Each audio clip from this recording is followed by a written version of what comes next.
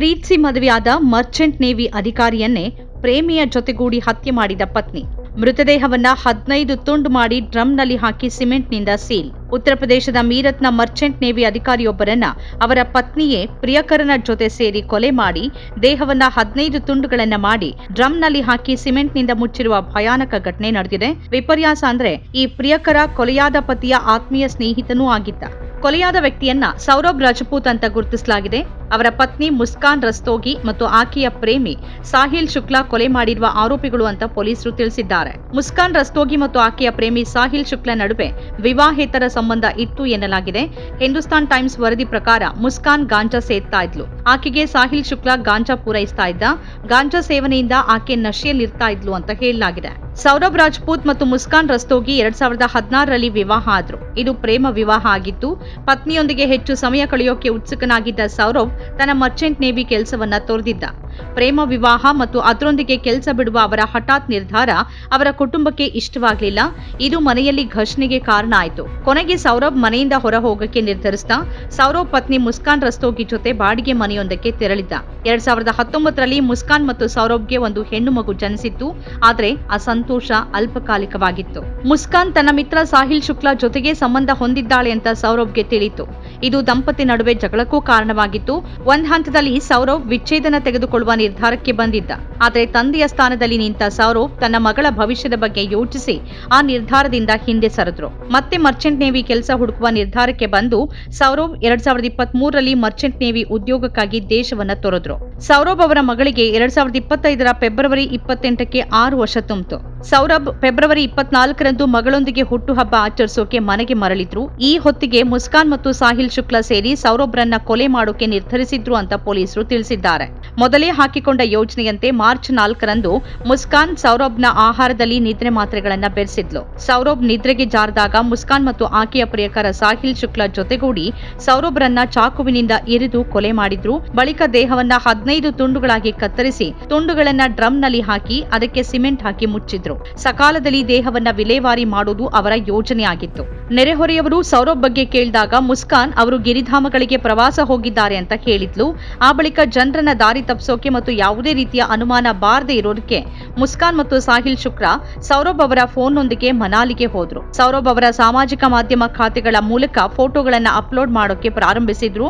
ಅಷ್ಟೇ ಅಲ್ಲ, ಅದೇ ಫೋನ್ ಮೂಲಕ ಸೌರಭ್ ಅವರ ಮನೆಯವರಿಗೆ ಮೆಸೇಜ್ಗಳನ್ನು ಮಾಡಿದ್ರು. ಆದರೆ ಸೌರಭ್ ಹಲವಾರು ದಿನಗಳವರೆಗೆ ಅವರ ಕುಟುಂಬದ ಸದಸ್ಯರಿಂದ ಕರೆಗಳನ್ನ ಸ್ವೀಕರಿಸದೇ ಇದ್ದಾಗ ಅವರು ಪೊಲೀಸರಿಗೆ ದೂರನ್ನ ದಾಖಲಿಸಿದ್ರು. ಸೌರಭ್ ಅವರ ಕುಟುಂಬ ದೂರು ನೀಡಿದ ನಂತರ ಪೊಲೀಸರು ಮುಸ್ಕಾನ್ ಮತ್ತು ಸಾಹಿಲ್ ಅವರನ್ನ ವಶಕ್ಕೆ ಪಡೆದ್ರು. ಅವರನ್ನ ವಿಚಾರಣೆಗೆ ಒಳಪಡಿಸಿದಾಗ ಭೀಕರ ಕೊಲೆಯ ಮಾಹಿತಿ ಹೊರಬಂತು. ಶವ ಎಲ್ಲಿದೆ ಅಂತ ಕೇಳಿದಾಗ ಸಿಮೆಂಟ್ ಹಾಕಿ ಸೀಲ್ ಮಾಡಿರುವ ಡ್ರಮ್ ಕುರಿತ ಮಾಹಿತಿ ಹೊರಬಂತು. ಪೊಲೀಸರು ಡ್ರಮ್ ಅನ್ನ ವಶಪಡಿಸಿಕೊಂಡು ಸುತ್ತಿಗೆ ಮತ್ತು ಉಳಿ ಬಳಸಿ ಗಟ್ಟಿಯಾದ ಸಿಮೆಂಟ್ ಅನ್ನ ಒಡೆಯುವ ಪ್ರಯತ್ನಗಳು ವಿಫಲವಾದವು. ಸೌರಭ್ ಅವರ ದೇಹದ ತುಂಡುಗಳನ್ನ ಹೊಂದಿರುವ ಡ್ರಮ್ ಅನ್ನ ನಂತರ ಶವಾಗಾರಕ್ಕೆ ಸಾಗಿಸಲಾಯಿತು.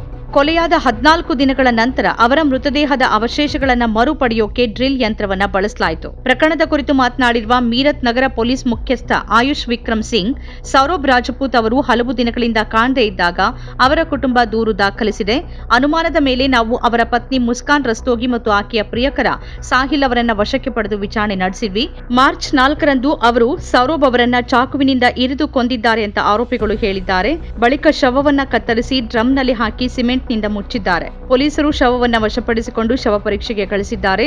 ನಾವು ಇಬ್ಬರನ್ನು ವಶಕ್ಕೆ ಪಡೆದಿದ್ದೇವೆ. ಅವರನ್ನ ನ್ಯಾಯಾಲಯಕ್ಕೆ ಹಾಜರುಪಡಿಸಲಾಗುತ್ತೆ ಅಂತ ಅವರು ಹೇಳಿದ್ದಾರೆ. आज देर शाम थाना ब्रह्मपुरी पुलिस को इंदिरानगर में एक मर्डर की सूचना मिली थी. सूचना के आधार पर पुलिस दल मौके पर पहुंचकर जांच पड़ताल एवं पूछताछ की गई तो पाया गया कि एक सौरभ राजपूत नाम के व्यक्ति हैं जो कि मर्चेंट नेवी में कार्यरत थे. ये 4 तारीख को अपने घर आए थे और तब से ही ये देखे नहीं गए थे.